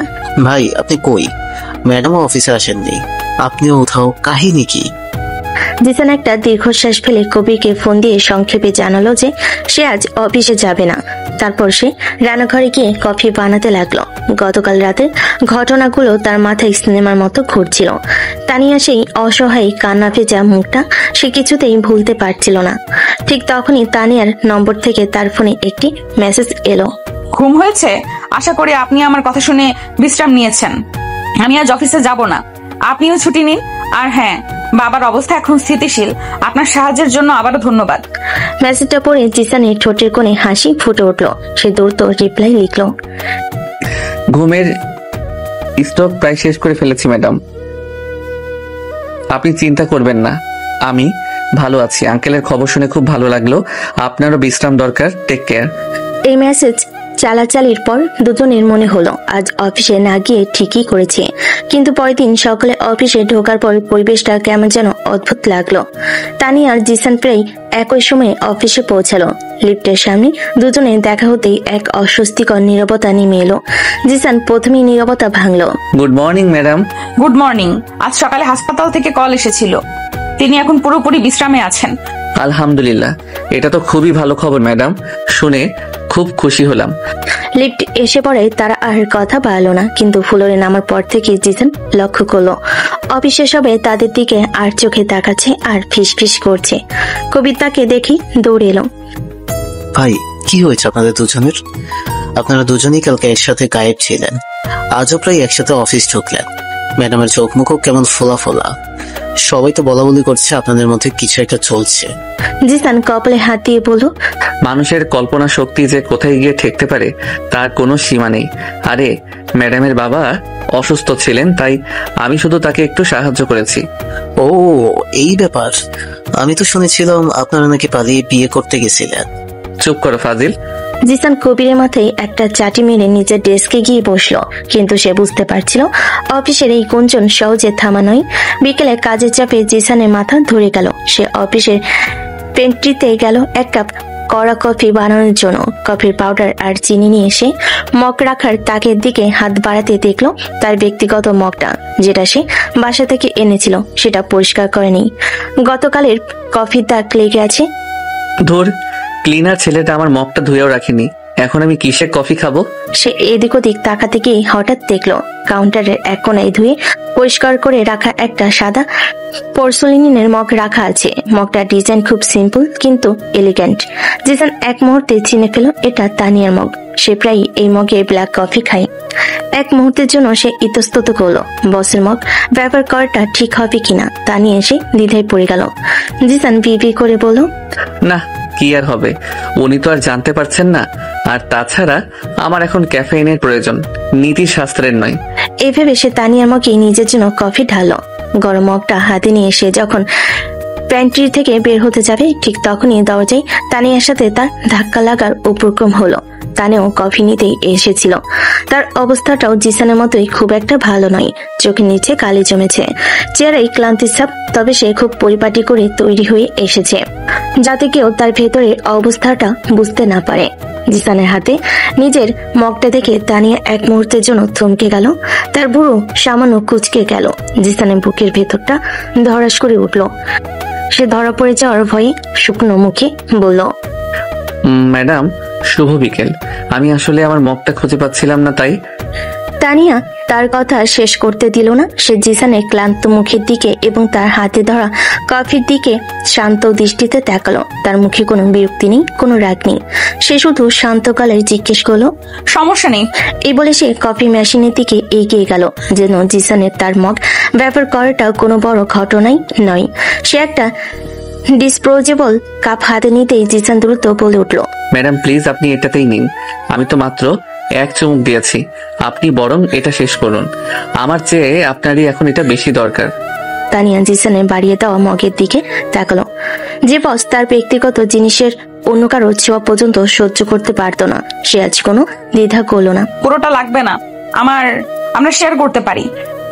এই বলে সে জিসানের হাত থেকে মগটা নিল এবং ছোট্ট একটা চুমুক দিল। তারপর সে আবার মগটা জিসানের দিকে ফিরিয়ে দিয়ে বলল, এবার আপনার পালা। সে কাপা কাপা হাতে মগটা নিল। যে জায়গায় তানিয়ার ঠোঁট লেগেছিল ঠিক সেই জায়গাতে নিজে ঠোঁট ছুঁয়ে সে কফিতে এক চুমুক দিল।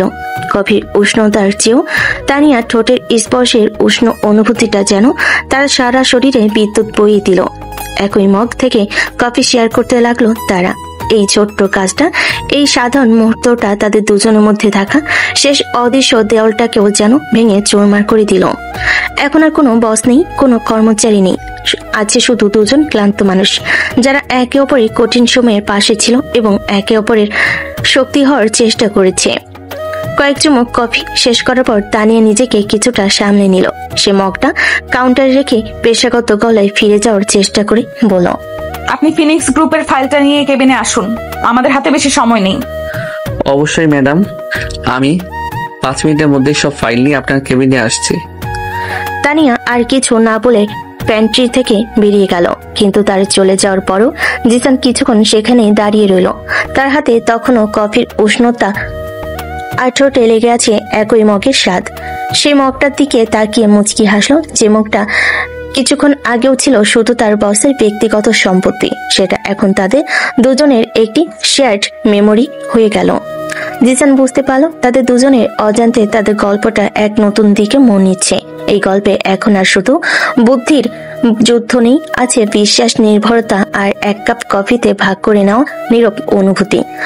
দেখেছিস আশফাক, জিসান ছেলেটা কিভাবে তরতর করে উপরে উঠে যাচ্ছে।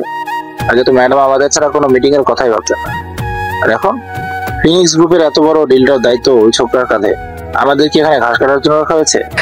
অফিসের স্মোকিং জোনে দাঁড়িয়ে সিগারেটের লম্বা টান দিয়ে কথাগুলো বলল রাশেদ। তার গলার স্বরে স্পষ্ট ঈশা। আশফাক আরেকজন সিনিয়র ম্যানেজার ধোয়া ছেড়ে সায় দিল, ঠিক বলেছিস, ছেলেটার কপাল বটে। মিস্টার হ্যারিসনের ডিলটা জিতিয়ে দেওয়ার পর থেকেই তো ম্যাডাম ওর উপর পুরোপুরি ফিদা। সেদিন শুনলাম ম্যাডামের বাবা অসুস্থ হওয়ার সারা রাত নাকি হসপিটালেও ছিল ওরা। ব্যাপারটাকে আমার মোটেও স্বাভাবিক মনে হচ্ছে না রাশেদ। স্বাভাবিক? এই ইন্ডাস্ট্রিতে কোনো কিছু স্বাভাবিক নয় আশফাক, সবকিছুই একটা খেলা। আর জিসান খুব ভালো খেলোয়াড়, সে জানে কাকে কিভাবে পাঠাতে হয়, কিন্তু ও মনে হয় যায় না এই খেলায় পুরোনো খেলোয়াড়দের হারানো অতটা সহজ নয়। কি করতে চাস তুই? ম্যাডামের সাপোর্ট এখন পুরোপুরি ওর পেছনে। ওর ক্ষতি করতে গেলে তো হিতে বিপরীত হতে পারে। সাপোর্টের দেয়াল ভাঙতে বেশি সময় লাগে না বন্ধু, তুমি এমন একটা ধাক্কা দিতে হচ্ছে দেয়ালটা নিজের ভারেই ভেঙে পড়ে। আমি জিসানের জন্য এমন একটা ফাঁদ পাতবো যেখান থেকে ও আর কোনোদিন বেরোতে পারবে না। ম্যাডামের সবচেয়ে বিশ্বস্ত মানুষটা যে কোম্পানির সবচেয়ে বড় বিশ্বাসঘাত, এটা যখন প্রমাণ হবে তখন ম্যাডামের চেহারাটা দেখার মতো হবে। কয়েকদিন পর জিসান তার কিউবিকলে বসে ফিনিক্স গ্রুপ এর ডিলের জন্য একটা প্রেজেন্টেশন তৈরি করছিল। তানিয়া তাকে এই প্রজেক্টের সমস্ত দায়িত্ব দিয়ে পূর্ণ স্বাধীনতা দিয়েছে। হঠাৎ করে রাশেদ তার কিউবিকলে এসে কাঁধে হাত রাখলো, তার মুখে অস্বাভাবিক রকমের বন্ধুত্বপূর্ণ হাসি। কি খবর জিসান? শুনলাম ফিনিক্স গ্রুপের ডিলটা তুমি একাই সামলাচ্ছ। গ্রেট জব ম্যান, তোমার মতো ট্যালেন্টেড ছেলে আমাদের কোম্পানিতে খুব দরকার। জিসান এই অপ্রত্যাশিত প্রশংসায় কিছুটা অবাক হলো। রাশেদ সাধারণত তাকে এড়িয়ে চলে। ধন্যবাদ রাশেদ ভাই, আমি আমার শেয়ারটা দেওয়ার চেষ্টা করছি। সে তো আমি জানি। আচ্ছা শোনো, আমার কাছে আর্কাইভ রুমে কিছু পুরনো ফাইন্যান্সিয়াল ডেটা আছে যা এই ডিলে তোমার খুব কাজে আসতে পারে। ফাইলগুলো top secret, Rahman Chowdhury sir নিজে এগুলো তৈরি করেছে। তুমি যদি চাও আমি তোমাকে সাহায্য করতে পারি। সত্যি রাশেদ ভাই, তাহলে তো খুবই ভালো হয়। আমার কিছু পুরনো ডেটা আসলেই খুব দরকার ছিল। নো প্রবলেম ইয়াং ম্যান, বন্ধুত্বের খাতিরে এতটুকু করতেই পারি। চলো এখনই তোমাকে ফাইলগুলো দেখিয়ে দিচ্ছি। রাশেদ জিসানকে নিয়ে বিশাল ধুলোমাখা আর্কাইভ রুমে ঢুকলো। সারি সারি ফাইলের তাকের মধ্যে থেকে সে একটা পুরনো লাল রঙের ফাইল বের করলো। রাশেদ ফাইলটা জিসানের হাতে দিয়ে বলল, এই নাও, এটার মধ্যে ফিনিক্স গ্রুপের সাথে আমাদের পুরনো কিছু ব্যবসার ফাইন্যান্সিয়াল স্টেটমেন্ট আছে, তবে খুব সাবধান। এটা কোম্পানি খুব কনফিডেন্সিয়াল ডকুমেন্ট। কাজ শেষে অন্য কাউকে না দিয়ে সরাসরি আমার কাছে ফেরত দিও। আমি জায়গার মতো রেখে দিব। লগবুকে আমি এন্ট্রি করে রাখছি যে ফাইলটা তোমার কাছে আছে। অবশ্যই রাশেদ ভাই, আপনার এই উপকার আমি কোনোদিন ভুলবো না। জিসান সরল বিশ্বাসে ফাইলটা নিয়ে তার ডেস্কে ফিরে এলো। সে জানতো না এই ফাইলটাই তার বিরুদ্ধে পাতা সবচেয়ে বড় ফাঁদ, কারণ এই ফাইলের ভেতরে কিছু গুরুত্বপূর্ণ পৃষ্ঠার ছবি রাশেদ আগেই তুলে রেখেছিল এবং সেগুলো ইমেলের মাধ্যমে প্রতিপক্ষ ফিনিক্স গ্রুপের এক কর্মচারীর কাছে বেনামে পাঠিয়ে দিয়েছিল। তার প্ল্যান ছিল যখন ডিলের তথ্য ফাঁস হওয়ার খবরটা জানাজানি হবে, তখন আর্কাইভের লগবুক এবং সিসিটিভি ফুটেজ দেখিয়ে সে সহজে প্রমাণ করে দেবে যে এই ফাইলটা শেষবার জিসানি নিয়েছিল এবং সেই এই বিশ্বাসঘাতকতার জন্য দায়ী। যেমন পরিকল্পনা তেমনি কাজ হলো। 4 দিন পরে বোর্ডরুমে তানিয়া চিৎকার করে উঠল, এটা অসম্ভব। ফিনিক্স গ্রুপ আমাদের সাথে ডিলটা বাতিল করে দিয়েছে। কিন্তু কেন? সবকিছু তো ফাইনাল হয়ে গিয়েছিল। বোর্ডরুমে পিনপতন নীরবতা। তানিয়ার চিৎকারে ঘরে বাতাস পর্যন্ত কেঁপে উঠল। তার সামনে বসা কোম্পানির ডিরেক্টরদের মুখ থমথমে।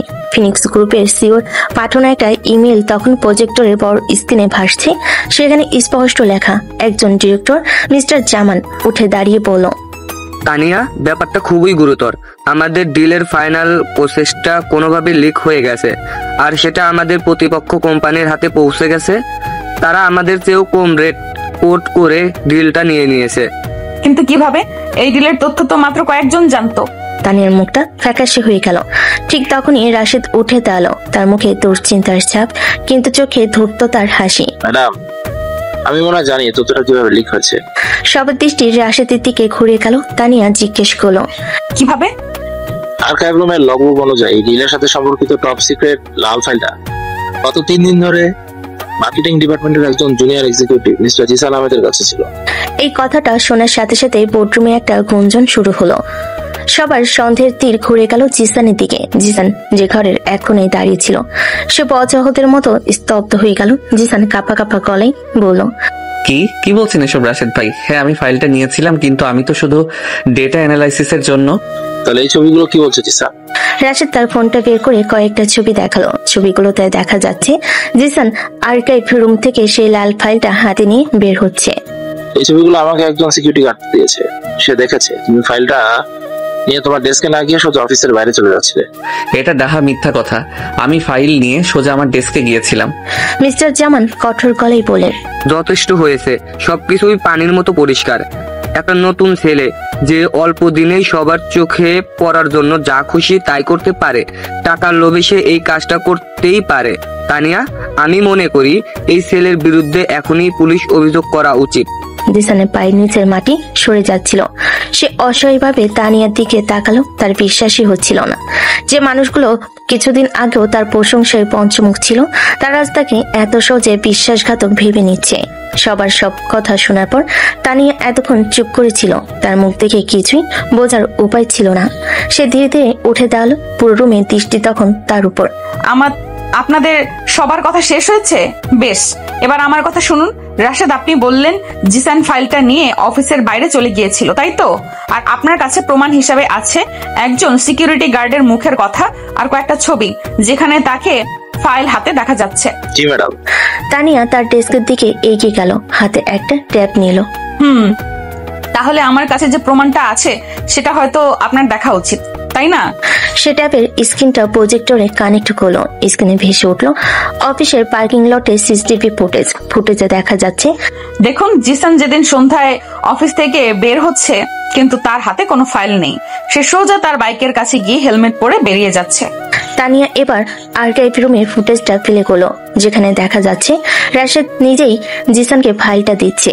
ফুটেজ অনুযায়ী জিসান ফাইলটা নিয়েছিল বিকাল 5টায় আর অফিস থেকে বের হয়েছে সন্ধ্যা 7টায়। রাশেদ, আপনার কি মনে হয় কোনো বিশ্বাসঘাতক তথ্য পাচার করার জন্য 2 ঘন্টা ধরে অফিসে বসে থাকবে আর তারপর খালি হাতে বেরিয়ে যাবে? কিন্তু গার্ড তো আমাকে বললো। কোন গার্ড? সেই গার্ড যাকে আপনি গতকাল বিকেলে আপনার কেবিনে ডেকে পাঠিয়েছিলেন, সেই গার্ড যার বাচ্চার স্কুলের অ্যাডমিশনের জন্য আপনি সুপারিশ করেছেন। এই কথায় রাশেদের কপালে বিন্দু বিন্দু ঘাম জমতে শুরু করলো। সে বুঝতে পারছিল তার খেলাটা ধরে ফেলেছে তানিয়া। এবার ডিরেক্টরদের দিকে ফিরে বলল, আমি মানছি আমাদের তথ্য লিক হয়েছে, কিন্তু তার জন্য জিসান দায়ী নয়। কারণ আমি ওকে বিশ্বাস করি। আমি গত কয়েক মাসে জিসানকে খুব কাছ থেকে দেখেছি। যে ছেলে কোম্পানির সম্মান বাঁচানোর জন্য নিজের জীবনের ঝুঁকি নিতে পারে, সে টাকার লোভে কোম্পানির সাথে বিশ্বাসঘাতকতা করতে পারে না। আমি আমার টিমের সদস্যকে বিশ্বাস করি, আর আমি আপনাদের কথা দিচ্ছি আমি আসল অপরাধীকে খুঁজে বের করবই, কিন্তু কোনো নির্দোষ মানুষকে আমি বলির পাঠা হতে দেব না। এই প্রথম তানিয়া জনসম্মুখে এত দৃঢ়ভাবে জিসানের পক্ষ নিল। তার এই আস্থা, তার এই বিশ্বাস জিসানের চোখে জল এনে দিল। তার মনে হলো সারা দুনিয়া তার বিরুদ্ধে গেলেও এই একজন মানুষ তার পাশে থাকবে। বোর্ডরুমের পরিবেশ মুহূর্তে বদলে গেল। ডিরেক্টররা নিজেদের মধ্যে কথা বলতে লাগলেন। রাশেদ চুপচাপ দাঁড়িয়ে ঘামছিল। তানিয়া জিসানের দিকে তাকিয়ে চোখের ইশারায় তাকে আশ্বস্ত করলো। জিসান বুঝতে পারল সে শুধু তার চাকরি ফিরে পায়নি, সে এমন একজনের বিশ্বাস অর্জন করেছে যা হাজারটা ডিলের চেয়েও অনেক বেশি মূল্যবান। কিছুক্ষণ পর, তানিয়া মা, কেমন আছিস? আর তোর বাবা কেমন আছেন এখন? আঙ্কেল, আপনি? হ্যাঁ, হুট করে না বলে এসে কি অপরাধ করে ফেললাম? না আঙ্কেল, এসেছেন, খুব ভালো করেছেন, বসুন। ইনি হলেন চৌধুরী গ্রুপের পুরনো এবং সবচেয়ে সম্মানিত ক্লায়েন্ট মজিদ চৌধুরী। অফিসে ঢুকেই তানিয়াকে জড়িয়ে ধরে কথাটা বলেন। ষাটোর্ধ্ব এই মানুষটি তানিয়ার বাবা রহমান চৌধুরী খুব কাছের বন্ধু। তানিয়া মিষ্টি হেসে বলল, আমি ভালো আছি আঙ্কেল। বাবাও এখন আগের চেয়ে অনেক ভালো। আপনি বসুন, আপনার সাথে বিজনেসের পাশাপাশি অনেক ব্যক্তিগত কথাও আছে। মজিদ চৌধুরী সোফাতে বসতে বসতে বলেন, আরে বিজনেস তো পরে, আগে বল তোর বিয়ের কি খবর? তোর বাবা তো দিনরাত শুধু এই নিয়ে চিন্তা করে। আঙ্কেল প্লিজ, এখন এত কাজের চাপ। ঠিক তখনই জিসান একটা ফাইল হাতে নিয়ে কেবিনে ঢুকলো। ম্যাডাম, ফিনিক্স গ্রুপের ফাইনাল রিপোর্টটা। কথাটা শেষ করার আগেই তার চোখ পড়ল মজিদ চৌধুরীর উপর। সে কিছুটা অপ্রস্তুত হয়ে দাঁড়িয়ে পড়ল। মজিদ চৌধুরী জিসানের দিকে তাকিয়ে ভুরকুচকে তানিয়াকে জিজ্ঞেস করলেন, তানিয়া, এই ছেলেটাকে আগে তো দেখিনি, দেখতেও তো বেশ সুদর্শন। তানিয়া কিছু বলার আগে জিসান নিচ থেকে বলল, আসসালামু আলাইকুম স্যার, আমি জিসান আহমেদ, এখানকার মার্কেটিং ডিপার্টমেন্টে কাজ করি। মজিদ চৌধুরী জিসানের আত্মবিশ্বাসী ভঙ্গি দেখে বেশ মুগ্ধ হলেন। তিনি হঠাৎ করে হো হো করে হেসে উঠলেন। বাবা, তানিয়া তুই তো আমাকে কিছুই বলিসনি। তাহলে এই সেই ভাগ্যবান ছেলে। রহমান তো আমাকে বলেছিল তুই নিজের পছন্দেই বিয়ে করেছিস। আমি তো ভাবতেও পারিনি তুই অফিসে নিজের স্বামীকে কর্মচারী হিসেবে পরিচয় দিবি। তোদের এই জেনারেশনের কাণ্ড কারখানাই আলাদা। এই কথাটা শোনার সাথে সাথেই তানিয়া এবং জিসান দুজনের মাথাতেই যেন আকাশ ভেঙে পড়ল। তারা হতবাক হয়ে একে অপরের দিকে তাকাচ্ছিল। তানিয়া দ্রুত নিজেকে সামলে নিয়ে বলল, আঙ্কেল আপনি ভুল বুঝছেন। জিসান আমার স্বামী নয়, ও আমাদের এমপ্লয়ি। আরে রাত তোদের এমপ্লয়ি, আমি কি বাচ্চা ছেলে নাকি যে কিছুই বুঝি না? তোদের দুজনের চোখের দিকে তাকালেই বোঝা যায় তোদের মধ্যে কি চলছে। রহমান আমাকে সব বলেছে। তানিয়া বুঝতে পারলো তার বাবা হয়তো বন্ধুর কাছে তার বিয়ে নিয়ে দুশ্চিন্তার কথা বলতে গিয়ে এমন কিছু বলেছেন যা মজিদ আঙ্কেল ভুল বুঝছেন, আর এখন সত্যিটা বলে তিনি হয়তো অপমানিত বোধ করবেন এবং তাদের ব্যবসার ক্ষতি হতে পারে, কারণ মজিদ চৌধুরী পারিবারিক মূল্যবোধকে খুব বেশি গুরুত্ব দেন। তানিয়া সহজভাবে জিসানের দিকে তাকালো। জিসান চোখের ইশারায় তাকে শান্ত থাকতে বলল। সে বুঝতে পারছিল এমন পরিস্থিতি সামাল দেওয়াটা খুব জরুরি। জিসান এগিয়ে এসে মজিদ চৌধুরীর পাশে বসে বলল, আসলে আঙ্কেল আমরা চেয়েছিলাম আপনাকে সারপ্রাইজ দেব, কিন্তু আপনি তো আমাদের চেয়েও এক ধাপে গিয়ে। তানিয়া আসলে একটু লাজুক তো, তাই অফিসের সবার সামনে আমাদের সম্পর্কটা নিয়ে কথা বলতে চায় না। মজিদ চৌধুরী জিসানের পিঠ চাপড়ে দিয়ে বলেন, এই তো জামাই তো আমার বেশ চটপটে। আমি জানতাম আমার তানিয়ার পছন্দ খারাপ হতে পারে না। যাক, আজ রাতে আমার বাসায় তোদের দুজনের ডিনারের দাওয়াত, কোনো কিন্তু আমি শুনবো না। এই বলে তিনি তানিয়ার দিকে ফিরে বলেন, আর হ্যাঁ, জামাইকে নিয়ে সময় মতো চলে আসবি। তোদের নতুন সংসার কেমন চলছে সেই গল্প তো শুনতে হবে। মজিদ চৌধুরী চলে যাওয়ার পর কেবিনে পিনপতন নীরবতা নেমে এলো। তানিয়া মাথায় হাত দিয়ে চেয়ারে বসে পড়ল। What happened? বাবা আঙ্কেলকে কি বলেছেন? আর আঙ্কেলই বা কি বুঝলেন? এখন কি হবে জিসান? এই ডিলটা আমাদের জন্য খুবই জরুরি। আঙ্কেল যদি সত্যি সত্যি জানতে পারে তাহলে তিনি হয়তো অপমানিত বোধ করবেন। জিসান কিছুক্ষণ ভাবলো, তারপর একটা দীর্ঘশ্বাস ফেলে বলল, আমার মনে হয় আমাদের হাতে আর কোনো উপায় নেই ম্যাডাম। আজকে রাতের জন্য আমাদের এই অভিনয়টা চালিয়ে যেতে হবে। অসম্ভব! আমি আপনার সাথে আমার স্বামী হওয়ার অভিনয় করব? আপনি কি পাগল হয়ে গেছেন? তাহলে আপনিই বলুন আর কি করার আছে। আপনি কি আপনার বাবার এত পুরনো একজন বন্ধুর বিশ্বাস ভাঙতে চান? তার চেয়ে আজকে রাতটা কোনোভাবে সামলে নেওয়াটা কি বেশি বুদ্ধিমানের কাজ নয়? প্লিজ ম্যাডাম, এটা শুধু আমাদের কোম্পানির সম্মানের প্রশ্ন নয়, এটা আপনার বাবার সম্মানেরও প্রশ্ন। জিসানের যুক্তির কাছে তানিয়া হার মানল। সে অনিচ্ছা সত্ত্বেও রাজি হলো। ঠিক আছে, মনে রাখবেন এটা শুধু আজকে রাতের জন্য, আর অফিসে এই বিষয় নিয়ে কোনো কথা হবে না। Deal madam. সেই রাতে তানিয়া আর জিসান মজিদ চৌধুরীর পাশে গেল। তানিয়া একটা সুন্দর শাড়ি পরেছে আর জিসান পরেছে একটা এলিগেন্ট পাঞ্জাবি। তাদের দুজনকে একসাথে দেখে সত্যি মনে হচ্ছিল তারা এক সুখী নব দম্পতি। ডিনারের পুরোটা সময় জুড়ে চলল তাদের অসাধারণ অভিনয়। জিসান তার স্বাভাবিক রসবোধ দিয়ে পুরো আসর মাতিয়ে রাখলো। সে তানিয়ার প্লেটে খাবার তুলে দিচ্ছিল, তার প্রশংসা করছিল আর তাদের প্রেমের মজা মজার গল্প শোনাচ্ছিল। জিসান তানিয়ার দিকে তাকিয়ে বলল, জানেন আঙ্কেল, ও তো বাইরে থেকে দেখতে খুব কঠিন, অফিসের সবাই ওকে ভয় পায়, কিন্তু বাড়ির ভেতরে ও একদম অন্যরকম। মাঝে মাঝে তো এমন বাচ্চামা করে যা দেখলে আপনি অবাক হয়ে যাবেন।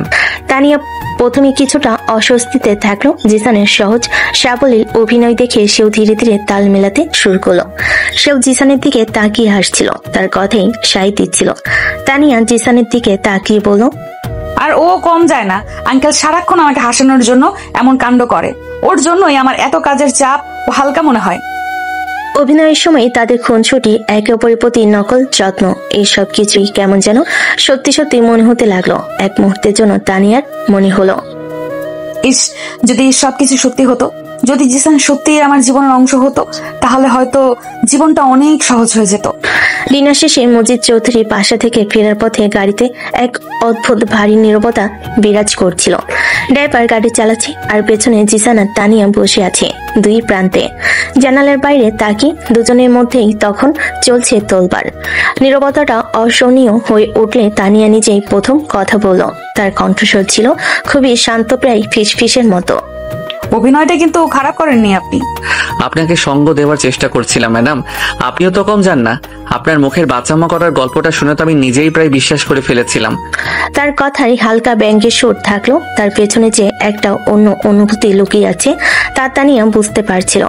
গাড়িটা তখন হাতির ঝিলের নিস্তব্ধ রাস্তা দিয়ে চলছে। বাইরে নিয়ন আলো এসে গাড়ির ভেতর এক মায়াবী পরিবেশ তৈরি করেছে। তানিয়া একটা দীর্ঘশ্বাস ফেলে বলল, আজকে রাতের জন্য ধন্যবাদ। আপনি না থাকলে আমি হয়তো পরিস্থিতিটা সামলাতেই পারতাম না। এটা তো আমার দায়িত্ব ছিল। আপনার সম্মান মানে তো কোম্পানিরই সম্মান, তাই না? তানিয়া সরাসরি জিসানের চোখের দিকে তাকালো। শুধু কি কোম্পানির সম্মান নাকি এর পেছনে অন্য কিছু ছিল?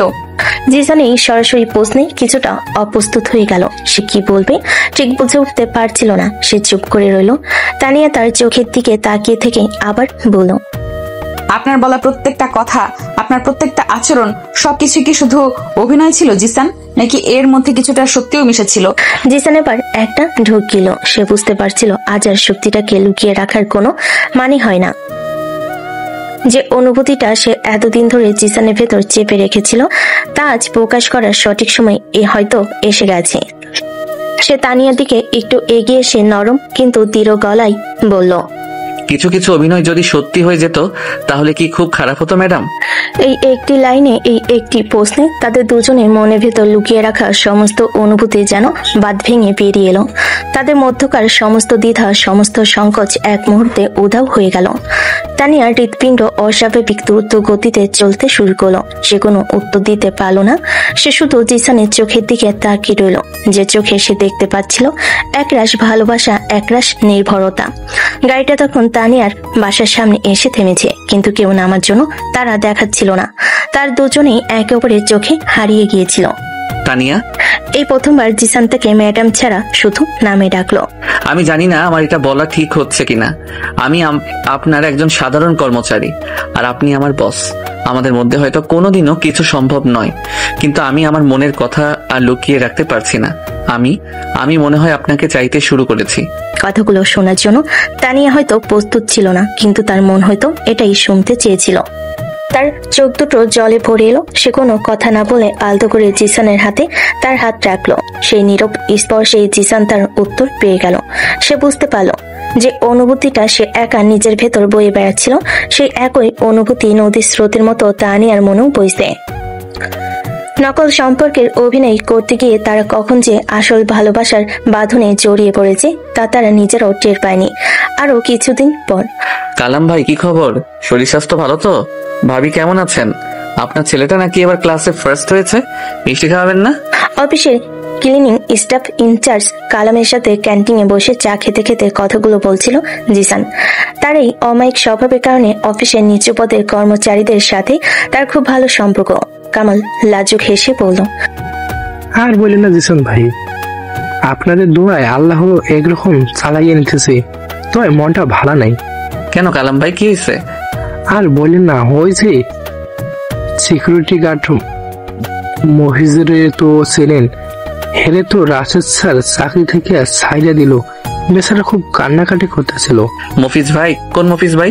সেই লোকটা না যিনি সেদিন বোর্ড মিটিং এ আমার বিরুদ্ধে সাক্ষী দিয়েছিলেন?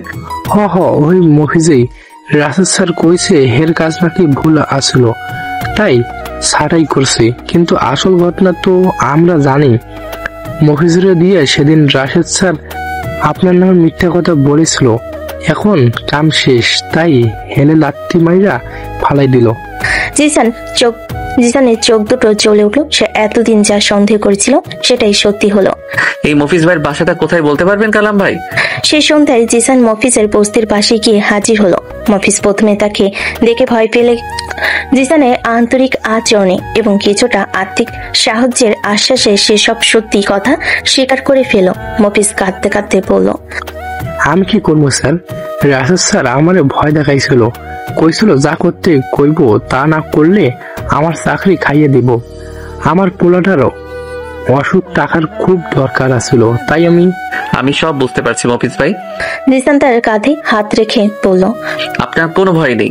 আপনাকে শুধু আমার জন্য একটা কাজ করতে হবে। আপনি কি রাশেদ স্যারের কোনো দুর্বলতার কথা জানেন, এমন কিছু যা দিয়ে তাকে ধরা যেতে পারে? স্যার তো অফিসের পরে রাইতের বেলা প্রায় একটা ক্লাবে যায়। আর এর লগে ফিনিক্স গ্রুপ এর এক লোকেরও আমি কয়েকবার দেখছি, নাম জানি না তো দেখতে। মফিজ লোকটার বর্ণনা দিতে জিসান পকেট থেকে একটা ছবি বের করলো। ফিনিক্স গ্রুপ এর মার্কেটিং হেড জামিলের ছবি। এই লোকটা? স্যার এই লোকটাই তো। জিসান এবার নিশ্চিত হলো রাশেদই আসল বিশ্বাসঘাতক। সে শুধু চাকরি বাঁচানোর জন্য নয়, তানিয়ার বিশ্বাস রক্ষার জন্য রাশেদকে ধরবে বলে মনে মনে প্রতিজ্ঞা করলো। জিসান, তোমাকে খুব চিন্তিত মনে হচ্ছে। সবকিছু ঠিক আছে তো?